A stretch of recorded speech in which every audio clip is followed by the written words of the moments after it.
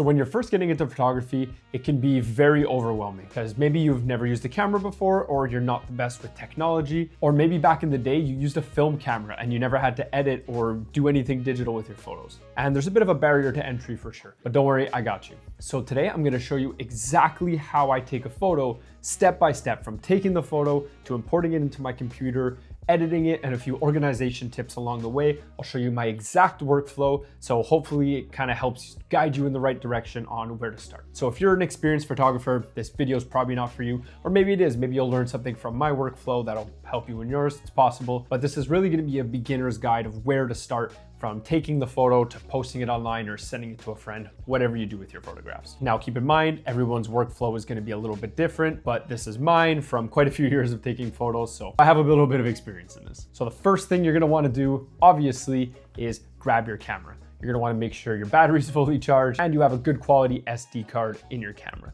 So now you're gonna wanna go out and take the photo or photos. In photography, this is obviously the most fun part. So go wild, get creative, and take some awesome photos. So now that you took your photos, I'm gonna show you exactly how to import them from your camera to your computer, and then how to post them online or send them to friends or send them to your phone, whatever you wanna do.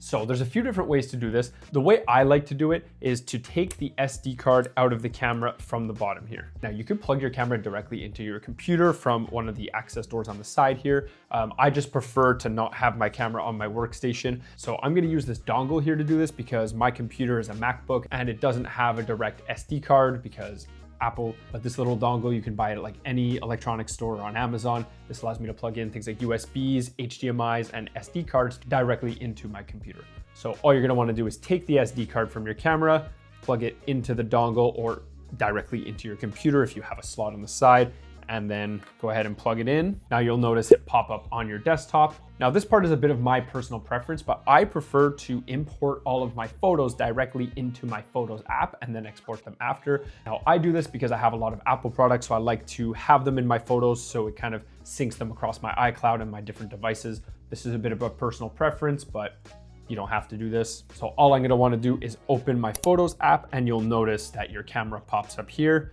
Now you can just click the photo or photos that you want to import and then press import. It's gonna take a couple seconds, but it's not normally too long. But after that, you'll notice either in your photos library or in the imports tab, you'll notice that your photo is there. So my photos are always taken in RAW. If you don't know what this is, don't worry about it. If you're interested, I have a video of RAW versus JPEG and what that means. But regardless, the process is gonna be the same. So my photos, my RAW photos are imported into my photos library.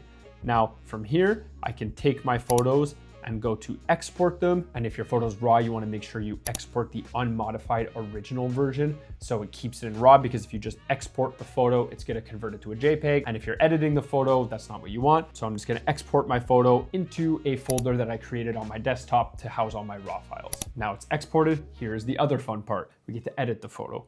So from here, I'm gonna open Adobe Lightroom Classic. This is my editing software of my choice. There's other ones out there. You can use the free one in your photos or on your phone, but this is my personal preference. So I'm gonna open Adobe Lightroom. Also a quick sidebar, you don't have to edit your photos.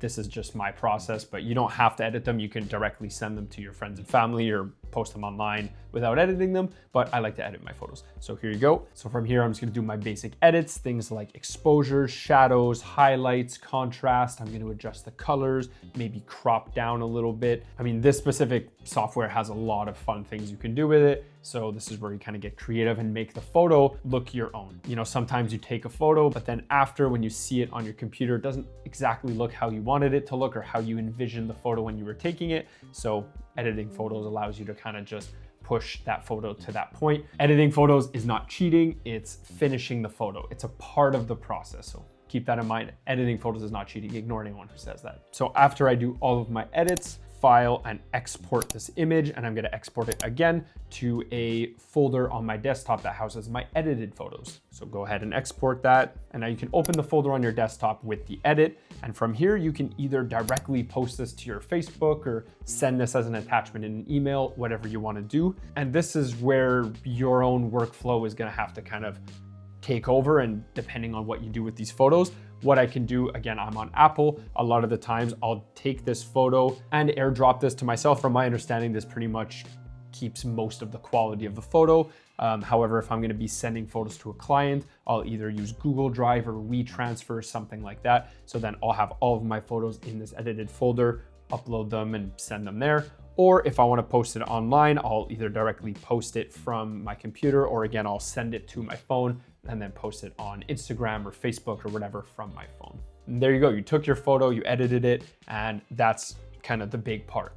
One last thing I'm going to show you is when you're taking a lot of photos or videos, space on your computer is a premium and it fills up very, very, very fast because you're constantly, especially if you're taking raw photos, adding files to it.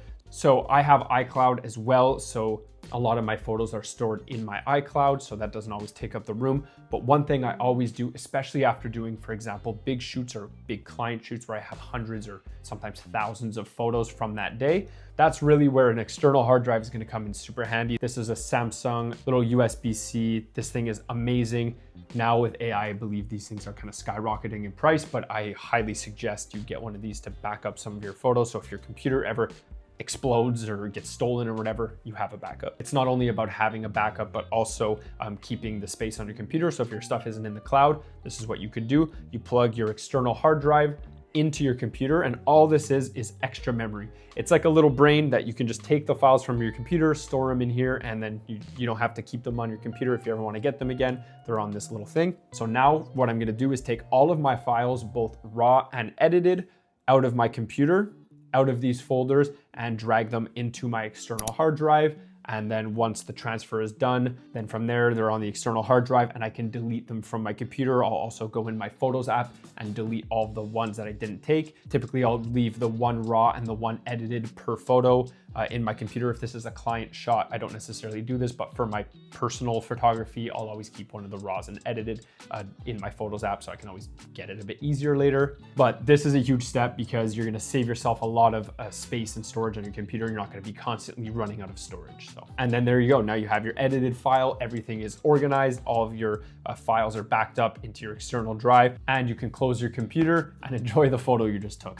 So there you go. That is my complete process from A to Z of how I take a photo and how I go about putting it into my computer and uploading it and all that. So I know it can be a little bit confusing, but once you get the hang of it, it's not too bad. Hopefully you learned something from this video. If you're interested in other photography tips for intermediates, beginners, check out some of my other videos. If you want to see my photography, check out my Instagram or Facebook at The Sneaky Lens. And if you have any other questions about this video or about my process, drop a comment. I'd be glad to clarify some things. So again, thank you so much for watching, and I'll see you in the next video. Peace.